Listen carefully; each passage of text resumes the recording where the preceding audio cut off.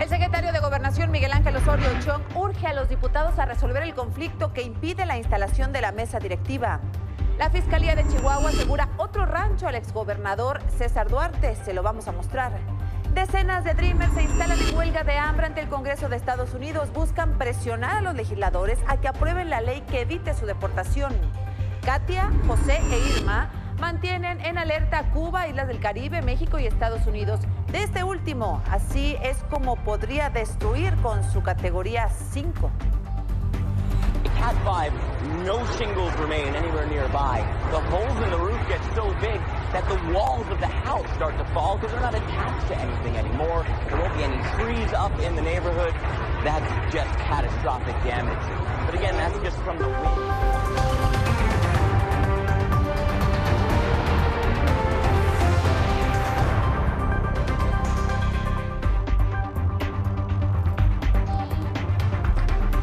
Soy Azucena Uresti y como siempre le doy la bienvenida a Milenio Noticias de la Noche, un día de mucha actividad meteorológica, pero también de actividad sísmica falsa. Esta tarde se activó la alerta sísmica en la Ciudad de México, con lo que miles de personas tuvieron que salir de sus casas y trabajos como parte del protocolo de evacuación.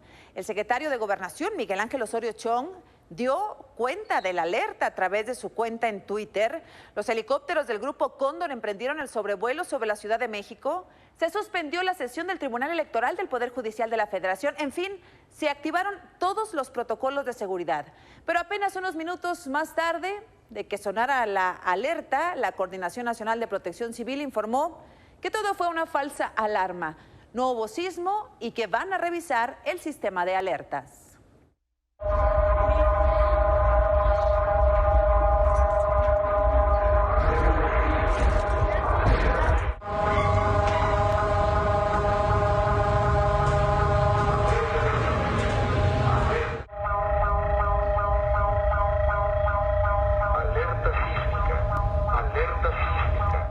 Como si algún estrés nos faltara a quienes vivimos en la Ciudad de México, no se ha dado a conocer qué fue lo que activó falsamente esta alarma. Lo que sabemos es que no hubo ningún temblor. Lo que sí hay es mucha actividad en el Atlántico. 3 huracanes mantienen bajo amenaza a México, el Caribe y la costa de Estados Unidos. Irma, como potente huracán categoría 5, ya ha causado daños en varias islas del Caribe, en Puerto Rico, y se enfila rumbo a Cuba y Florida en Estados Unidos.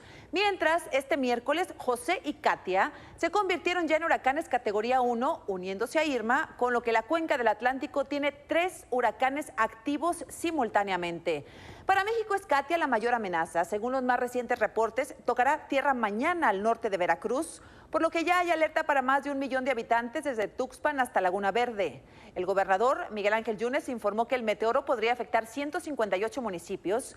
En Tamaulipas será la zona sur la más afectada y el gobierno se declara listo para que los efectos que pueda generar este huracán. En Puebla se informó hace unos minutos que las clases han sido suspendidas en 56 municipios ante las intensas lluvias. Y justamente en Veracruz, 2 hombres estuvieron a punto de perder la vida en el municipio de Tezonapa debido a que el tráiler en el que viajaban fue arrastrado por las corrientes del río Paraíso.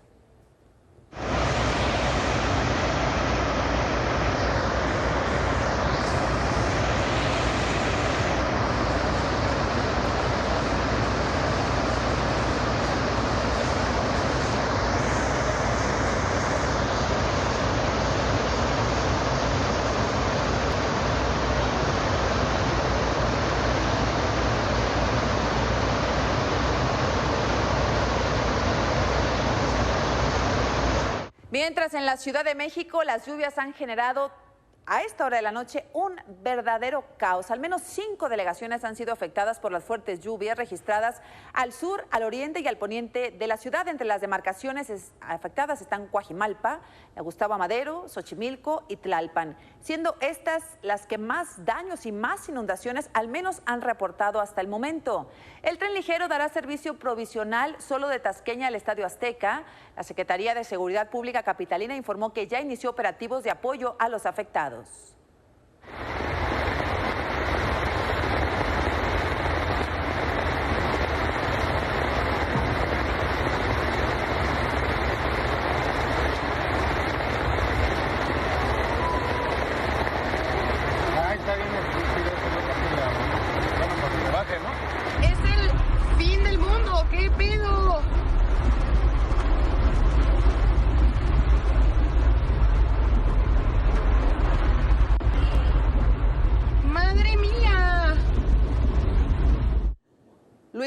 Puente, coordinador nacional de Protección Civil. No es el fin del mundo, Luis Felipe, espero. Buenas noches, ¿cómo está? Qué gusto saludarle. ¿Qué tal? Susana, muy buenas noches. Me da mucho gusto siempre saludar a ustedes y a su auditorio. Qué amable, Luis Felipe. Pues Katia es la que nos mantiene en alerta, al menos para las próximas horas, en gran parte del territorio mexicano, Luis Felipe. Bueno, ¿cuál es nuestra mayor preocupación, Susana? Y lo hemos venido comentando desde la entrevista que dimos para poder dar una conferencia de prensa. Nuestro máximo problema es la cantidad de agua que ya tenemos en el territorio nacional. Ha llovido durante muchas semanas, permanentemente en muchos estados del país, sobre todo en la parte central, desde el Golfo de México hasta la zona del Pacífico, lo que representa que tenemos una gran cantidad de agua ya en el territorio, en la zona de la montaña, en la zona de los ríos, en las presas, y hoy, como lo vemos en las zonas urbanas, ya la capacidad de los drenajes están saturados y no hacen que pueda fluir rápidamente el agua por la saturación que ya traemos de semanas atrás. Entonces, ahora tenemos en el Golfo de México a un huracán categoría 1, Katia, cuyas características son preocupantes. ¿Por qué? Porque tiene una velocidad de 7 kilómetros por hora. Es una velocidad muy lenta para el común denominador de los huracanes o de las tormentas tropicales, que van entre 15 y 20 kilómetros por hora, lo que representa que va a ser muy estacional. Pues va a penetrar al territorio nacional y nos va a dejar una gran cantidad de lluvia en la zona de la montaña, entrando por Veracruz, pasando a Puebla, y nos va a afectar Hidalgo, San Luis Potosí, el estado de Veracruz, asimismo Tlaxcala y otros. Por tal motivo hay que tener una gran cantidad de atención a lo que sucede en este momento en cada uno de nosotros. Yo me encuentro en Puebla porque el día de hoy activamos, como lo instruyó el señor presidente de la República, en Veracruz, en Puebla y en otros estados, el Plan MX.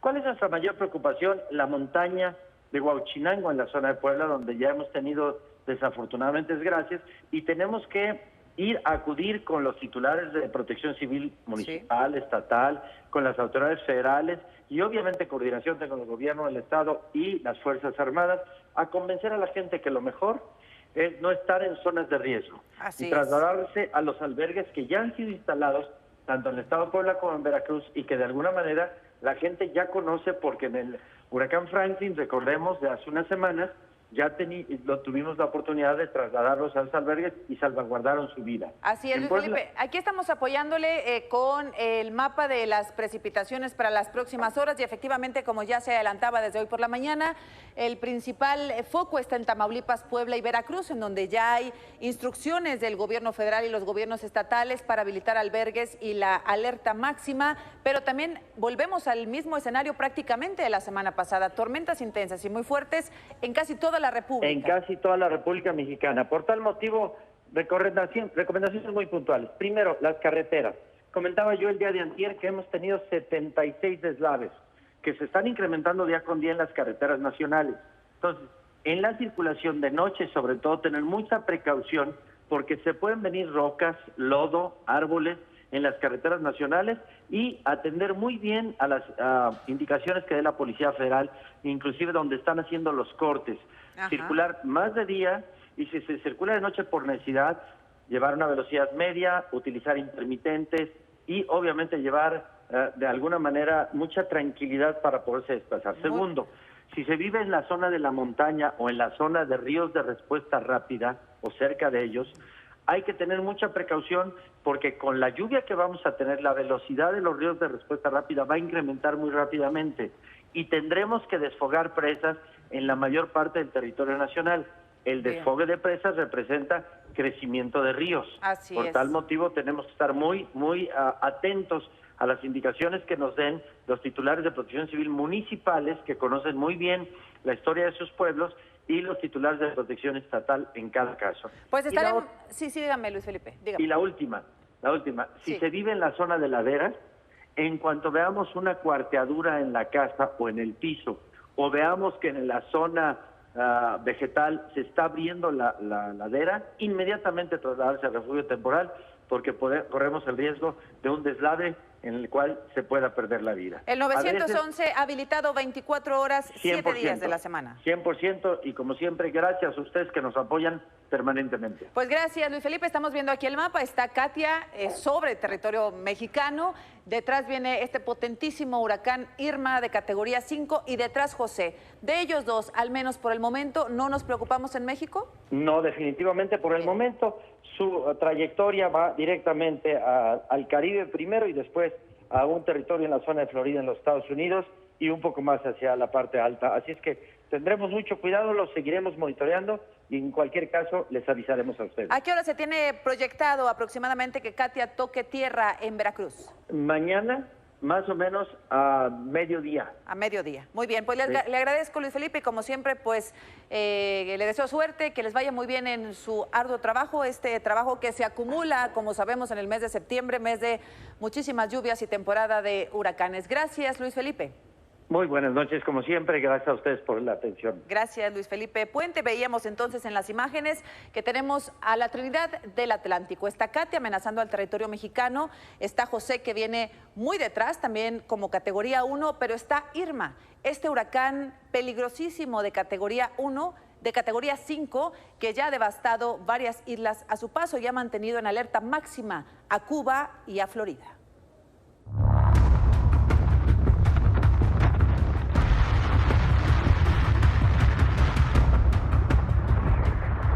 En menos de 24 horas, el huracán Irma se convirtió en uno de los más destructivos de la historia. Esta mañana, en el Atlántico, el ciclón con sus vientos de casi 300 kilómetros por hora devastó las Antillas Menores.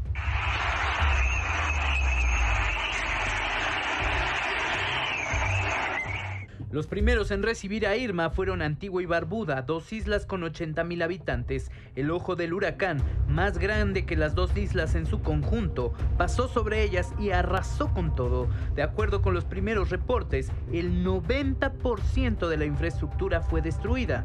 No se sabe hasta el momento el número de víctimas y hay pocos videos del azote del fenómeno. Después, el monstruo meteorológico también engulló las islas de San Martín y San Bartolomé. En ambas, dejó al menos 2 muertos y 2 heridos, aunque las cifras podrían cambiar en las próximas horas.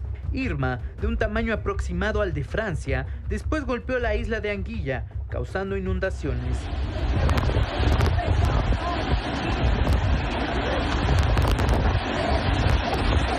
Aunque no tocó tierra en Puerto Rico, pues apenas sí rozó con sus vientos, sus efectos se sintieron así.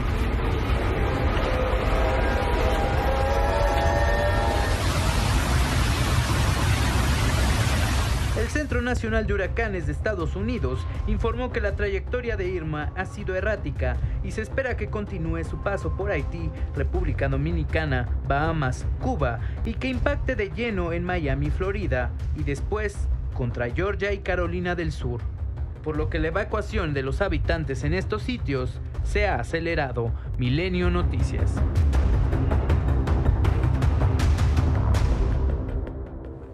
Hasta el momento, las cifras indican que se ha registrado entre 6 y 8 muertes, muchos daños materiales y, por supuesto, el conteo sigue porque los efectos de Irma se siguen sintiendo en varias partes de estas islas. También quien fue víctima, digamos, del huracán Irma fue el Papa Francisco, y es que su vuelo en el que se dirigía a Colombia para participar en el proceso de paz tuvo que cambiar su ruta para evitar el ciclón. Inicialmente iba a pasar sobre Puerto Rico, pero en lugar de ello viró hacia el sur para cruzar las islas de Barbados, Granada y Trinidad. Luego llegó con retraso ya a Colombia, pero afortunadamente sin mayores problemas. Y a la amenaza meteorológica se suma la persistente y continua amenaza de la corrupción en México. Después de que el exgobernador de Chihuahua, César Duarte, interpusiera un amparo contra cualquier orden de detención en su contra, ayer fue asegurada una tercera propiedad desde que dejó el cargo. Esta vez fue el rancho El Chorreras. A 6 meses de que se emitiera la primera ficha roja de Interpol para activar la búsqueda del exgobernador de Chihuahua, César Duarte, acusado de peculado, autoridades de Chihuahua aseguraron esta madrugada el rancho El Chorreras, en el municipio de Valle de Zaragoza de esa entidad, escriturado a nombre del fallecido exdiputado Carlos Hermosillo. En él fueron encontradas múltiples cabezas de ganado marcadas con las iniciales del exgobernador, así como vehículos de trabajo agrícola, una retroexcavadora y varios automotores. Esto es como parte de los trabajos de la Operación Justicia para Chihuahua y en cumplimiento a mandatos judiciales. El grupo de la Fiscalía cateó ayer martes la finca ubicada en la comunidad El Valerio, y tras una exhaustiva revisión localizaron evidencia importante para la integración que se lleva a cabo en las carpetas de investigación. El aseguramiento de la propiedad ocurre días después de que un juez federal ordenó a la Fiscalía de Chihuahua devolverle a Duarte 3 de las propiedades que le incautaron en abril, entre ellas el rancho El Saucito, ubicado en el municipio de Valleza. La propiedad está valuada en 30 millones de pesos y cuenta con un lago artificial, una represa, caballerizas y una pista aérea. Ayer el exgobernador Duarte promovió un amparo para no ser detenido por la PGR, pues asegura tratan de incriminarlo en delitos que no ha cometido. Para Milenio Noticias, Norma Ponce.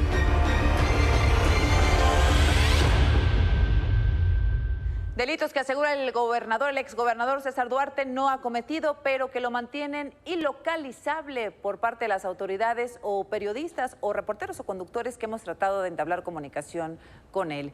Y corrupción sobre corrupción, como parte de la investigación titulada La Estafa Maestra, Mexicanos contra la Corrupción y Animal Político revelan en su entrega de hoy el modus operandi de Petróleos Mexicanos. Hoy se enfocan en las irregularidades cometidas por Pemex, que en colusión con una universidad había defraudado al erario con 3.500 millones de pesos.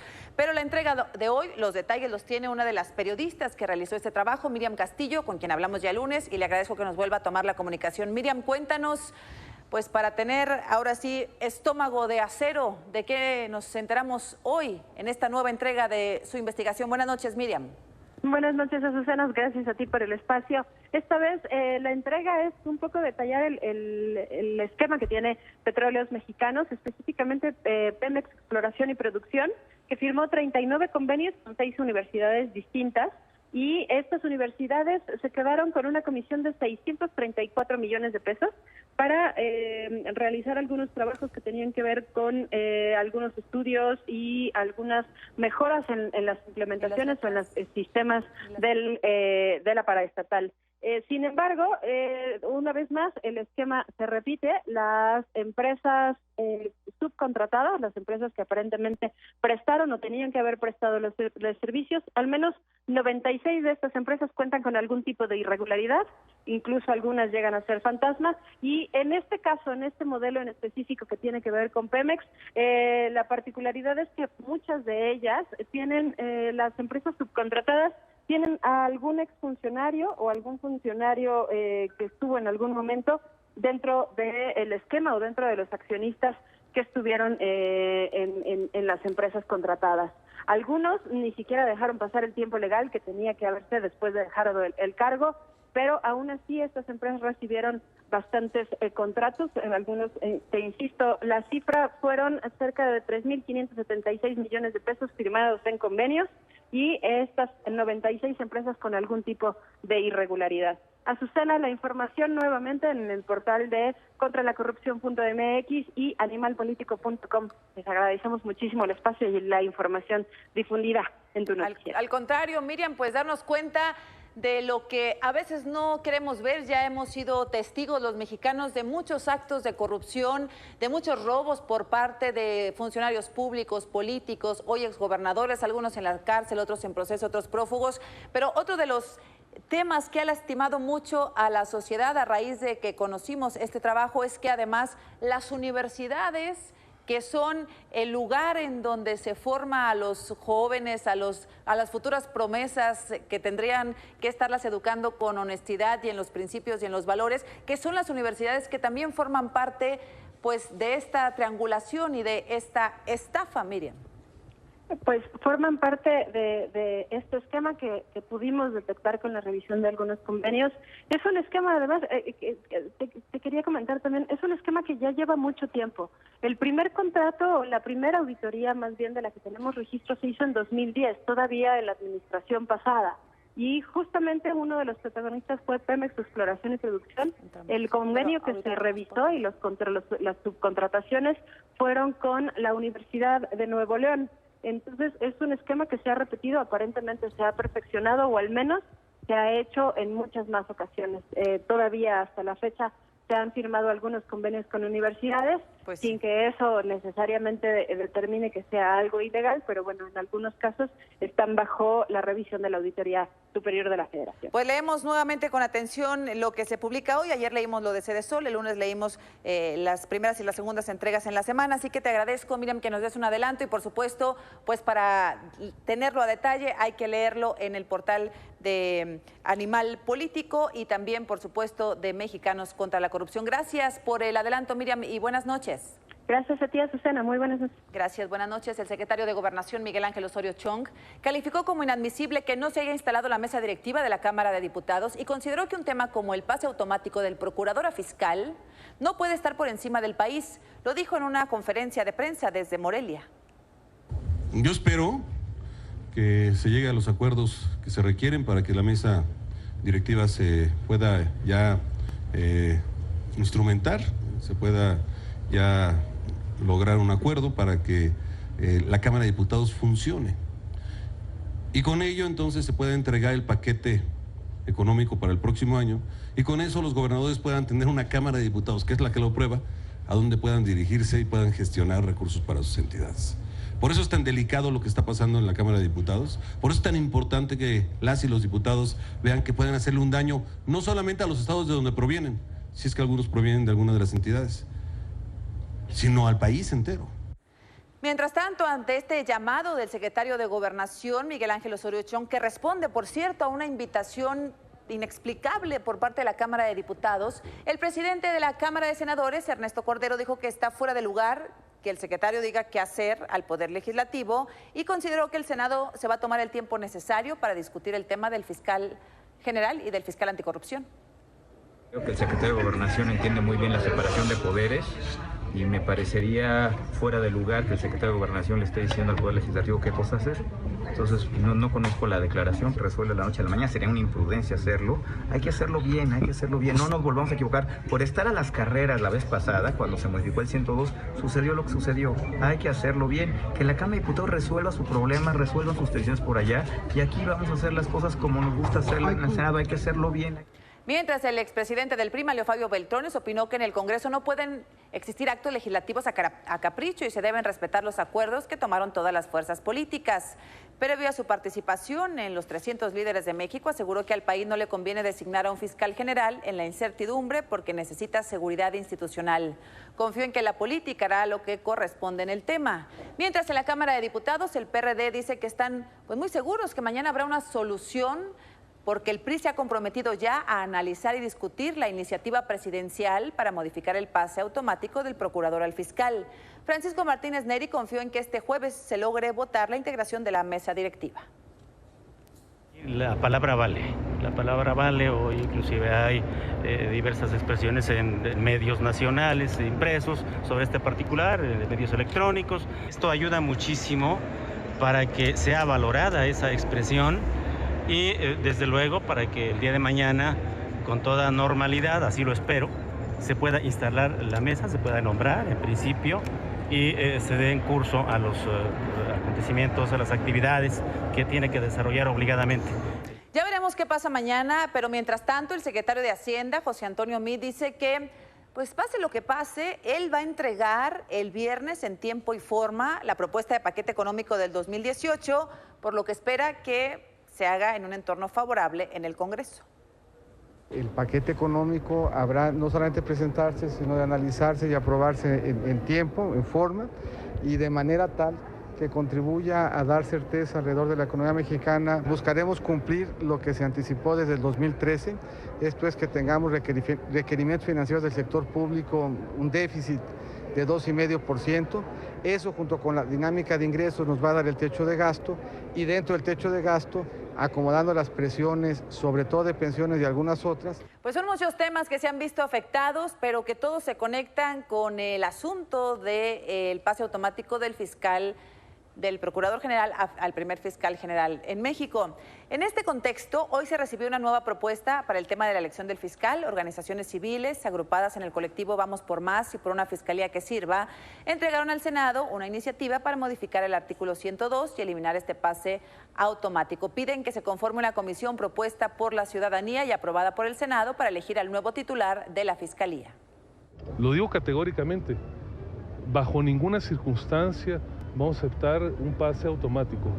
Debe de analizarse a fondo el diseño de la institución, debe de revisarse esta propuesta conjuntamente con otra que existan, y cualquier persona que tenga un interés y que tenga la calificación deberá de seguir un proceso formal para que pueda analizarse la viabilidad de ser electo. Eso incluye al actual fiscal, incluye a cualquier otro funcionario. Sobre el tema, le agradezco mucho a Luis Carlos Ugalde, ya lo sabe, director de Integralia y experto en temas políticos, que nos tome la comunicación. Luis Carlos, buenas noches. Muchas gracias, Azucena. Buenas noches. Gracias, buenas noches. ¿Cómo lees este escenario tan conflictivo, al parecer, al menos en la teoría, generado por el asunto del pase automático del procurador al fiscal? ¿Qué es lo que tú lees, Luis Carlos? Primero, entender que esto es un asunto electoral político, que lo que se está discutiendo no es solamente el fiscal, sino sobre todo quién se posiciona frente a la opinión pública para el 2018 y quién se queda con la candidatura presidencial al interior del PAN y la coalición con el PRD y Movimiento Ciudadano. Es muy importante tenerlo en mente porque, como se ha dicho, todos los partidos hace pocos meses estuvieron de acuerdo en aprobar el nombramiento de Raúl Cervantes, sabiendo que ese hecho implicaba muy probablemente que se convirtiera en el primer fiscal general de la República. Lo que ha cambiado en las últimas semanas, obviamente, es la negociación del PAN con el PRD y Movimiento Ciudadano para concretar un frente que sí sería lo que se conoce como un game changer, algo que sí podría afectar las probabilidades del PRI y de Morena también para ganar la presidencia. Segundo tema, es muy probable que el pretexto deje de existir en las próximas horas. El PRI ya dijo que va a eliminar el pase automático, lo cual me parece correcto, pero lo que habrá que ver es si una vez que se quite ese pretexto, finalmente se puede instalar la mesa directiva de la Cámara de Diputados. Yo creo, Azucena, que este asunto se va a resolver mañana, jueves, o a más tardar la próxima semana. Yo no creo que esto implique una crisis constitucional como algunos han sugerido. Es una trifulca política que eventualmente se resolverá, y el tema central, yo creo, para el país, más que para los partidos, será qué tipo de fiscal resultará de este conflicto. Si será un buen fiscal. Yo creo que Raúl Cervantes ya es inviable, a pesar de que se quite el pase automático. Él podría quizá volver a participar y competir para el cargo, pero yo creo que políticamente hablando ya no sería recomendable. Lo inhabilitaron. Entonces, ¿cuándo será ese nombramiento? Pues primero se tiene que cambiar la Constitución, porque para quitar el pase automático tienes que cambiar un transitorio, y es una reforma constitucional que te va a llevar quizá algunas semanas o 2 o 3 meses, de tal forma que el fiscal sea nombrado hasta el próximo año. Y además, hoy las organizaciones de la sociedad civil han propuesto no solo el nombramiento de un fiscal autónomo, sino además reconfigurar la reforma constitucional para darle una nueva arquitectura a la Fiscalía General, lo cual es una reforma nueva. Entonces, se corre el riesgo, Azucena, que en esta negociación, en esta conflictividad y en estas ganas de mejorar el diseño de la Fiscalía, pues sí, acabe esto entrampado muchos meses, y el peor escenario sería que llegue el nuevo gobierno y no se haya tomado una decisión al respecto. Déjame regresar al principio. ¿Tú no le das, Luis Carlos, el beneficio de la duda déjame pecar de inocente, el beneficio de la duda, Ricardo Anaya, de que efectivamente se haya dado cuenta de este dardo envenenado, como él lo llama, una vez que la sociedad civil levantó la voz? Puede tener razón en que en 2013, cuando se aprueba esto, se hizo dentro de un paquete de una reforma político-electoral muy amplia. Pero lo que a mí me parece que deben explicar los partidos es por qué el año pasado, hace pocos meses, en una cosa que fue criticada como fast track, todos los partidos, incluido el PAN, votaron a favor de Raúl Cervantes en una comparecencia que duró menos de una hora. Fue escandaloso que ante un nombramiento de tal envergadura los partidos hayan decidido aprobarlo por unanimidad, el PAN por unanimidad. Ya el año pasado ya sabían que eso significaba que probablemente sería el nuevo fiscal general y sin embargo lo aprobaron, nadie alzó la voz. Eso es a mí lo que me preocupa o lo que me llama la atención y sobre lo cual creo que deben dar una explicación. Ahora, ¿se vale cambiar? Por supuesto que se vale cambiar. Yo creo que es bueno que se opte por otra persona como fiscal general. Yo creo que es correcto, yo creo que va a dar más confianza, yo creo que es un paso adelante. El único riesgo, Azucena, es que nos entrampemos en querer cambiar todo otra vez y entonces llegue el 1 de diciembre del próximo año y no haya fiscal y no haya fiscalía. Ese es el único riesgo, pero a mí me parece que el que sea una persona diferente a la del procurador y el nuevo fiscal, al final del día es bueno para todos. Luis Carlos, ¿lo ves, por último, lo ves tú como esto de que el PRI ya puso sobre la mesa la posibilidad de eliminar este artículo, que se generó tanto estrés, entrampó la mesa directiva? ¿Tú ves esto como un triunfo del Frente Ciudadano? Político de Ricardo Anaya, yo creo que es un triunfo político de este nuevo frente que ayer se anunció en el INE. Yo creo que el perdedor neto en este asunto se llama PRI, porque fíjate nada más, fue el presidente de la República el que propuso quitar el pase automático en noviembre del año pasado, pero por alguna razón se quedó ahí estancado, congelado, y ahora, en términos retóricos al menos, es Ricardo Anaya, el PAN y el Frente Opositor quienes ponen al PRI y al gobierno contra la pared y aparecen como verdaderamente los que querían hacer una travesura por debajo de la mesa y los cacharon con las manos en la masa y los obligaron a regular. Esa es, al menos desde mi perspectiva, el sabor de boca que deja eso, de tal forma que políticamente hablando creo que sí son los triunfadores políticos de esta mano de póker. Como diría, nadie sabe para quién trabaja. Gracias, Luis Carlos, como siempre, buenas noches. Gracias, Azucena. Buenas noches. Gracias, buenas noches. El jefe de la delegación Cuauhtémoc, Ricardo Monreal, reapareció y aseguró que no se va de Morena, pero que espera que los errores cometidos por su partido en torno a la encuesta para elegir al virtual candidato a la jefatura de gobierno de la Ciudad de México sean enmendados para recobrar la confianza. Lo dijo en un mensaje en redes sociales, donde también contestó al mensaje indirecto que le mandó López Obrador en días pasados, donde pedía no pelearse por ningún puesto. No importan los puestos, así sea el más alto de ellos. Lo que importa es la congruencia y el honrar la palabra dada. Debemos luchar porque en las posiciones intermedias de dirección política se seleccione a los mejores hombres y a las mejores mujeres sin favoritismos y sin dictados de exclusión. ¿Qué sentido tendría nuestra lucha si finalmente la nomenclatura impone sus decisiones y pervierte estos principios y postulados? Estoy convencido de que se puede enmendar el error, de que se puede corregir el desacierto.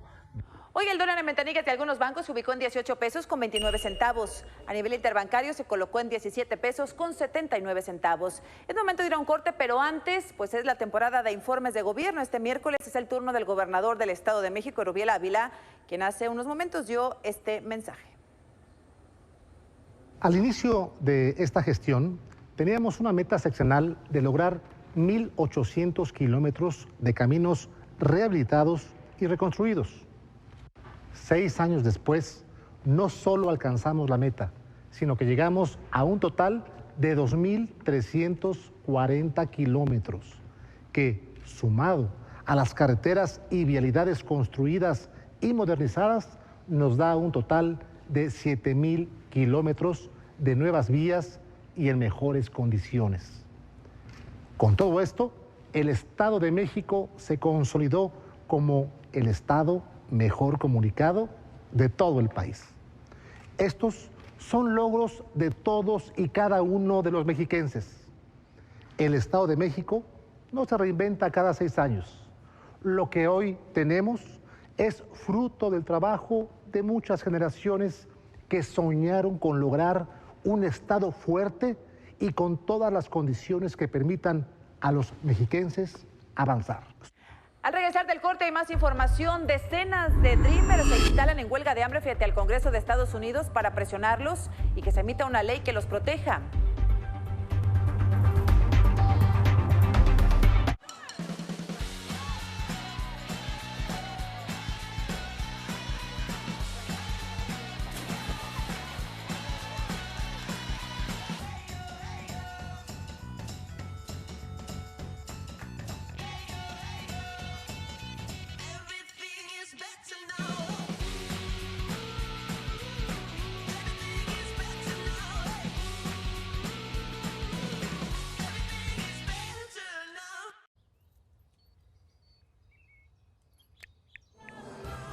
Ponte en modo verano con el plan Max sin límite 5000 y comparte lo bien que la estás pasando.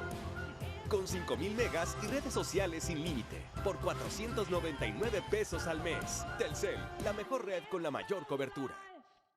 Yo soy de aquí de Tequila, nací aquí en Tequila. Hoy Tequila recibe cada año 500,000 de turistas, el doble de los que recibía hace 5 años. Lili, Toño, cuénteme a qué se dedica. Somos guías de turistas de aquí de la región. Actualmente nos visitan más turistas nacionales gracias a la promoción turística que se ha hecho a los pueblos. Hoy México es el 8º país que más turistas recibe en el mundo. Seguiremos apoyando el turismo, porque lo bueno cuenta y queremos que siga contando. Quinto informe, Gobierno de la República.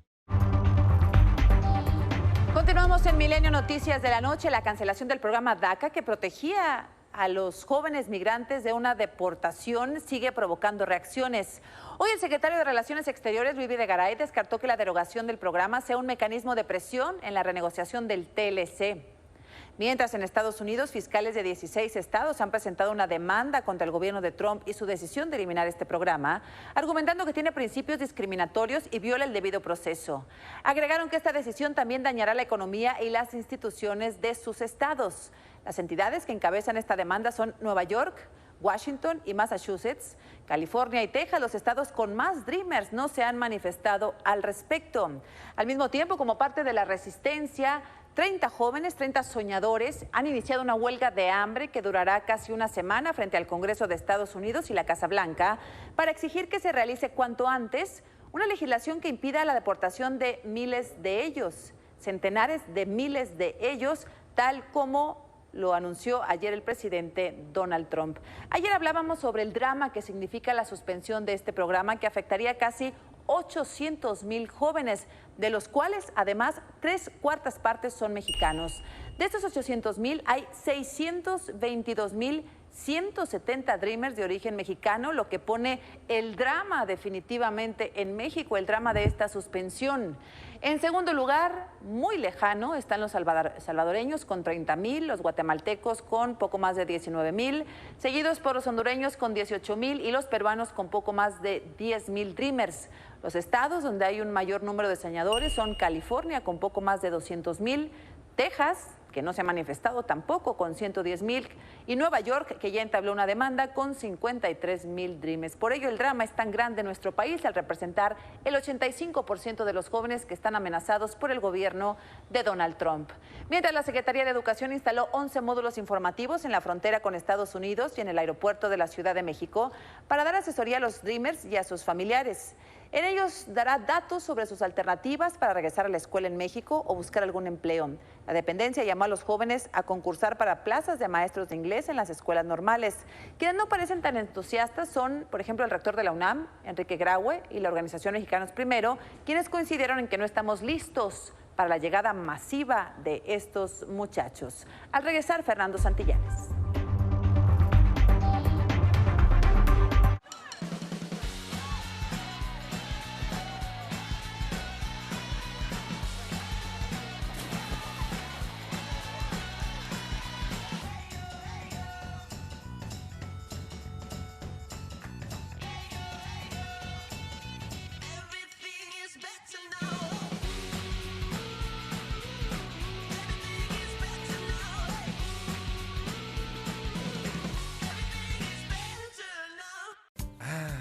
Nuestro primer viaje en carretera, los tres juntos. Algo anda mal.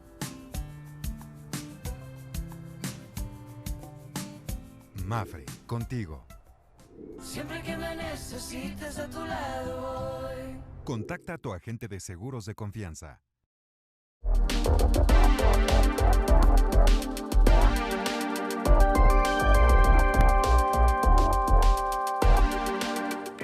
En Inglaterra, una empresa ha inventado una forma muy creativa de poder identificar la maleta en cualquier aeropuerto.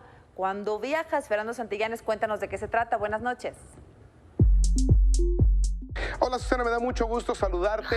Hoy te quiero dar a conocer un invento que, si bien no es lo más tecnológico, vaya que si nos ayuda a nosotros que viajamos tanto luego por los eventos de tecnología. Y es que una empresa en Gran Bretaña llamada Firebox se encargó de hacer coberturas para maletas personalizadas con una selfie. Sí, puedes subir cualquier fotografía, puede ser una selfie, puede ser cualquier fotografía, y ellos te mandan esta cobertura para la maleta para que no la pierdas en el aeropuerto. Siempre que estás ahí recogiendo una maleta es muy difícil, son del mismo color, hay que estarle poniendo cualquier cosa para hacerla diferente. Con esto, créeme que va a ser la más distinta. Ellos te recomiendan que si va a hacer una selfie sea la más increíble, como la que muestran en su video promocional. Cuesta $23 y aunque todavía no llega a México, todavía no la envían hasta México, vamos a hacer todo lo posible para ponerle una de esas a tu maleta, por ejemplo, que viajas tanto. Yo también le voy a poner una selfie a la mía. Hasta aquí las noticias más importantes del mundo de la tecnología, pero nos vemos muy pronto con más del mundo de los geeks.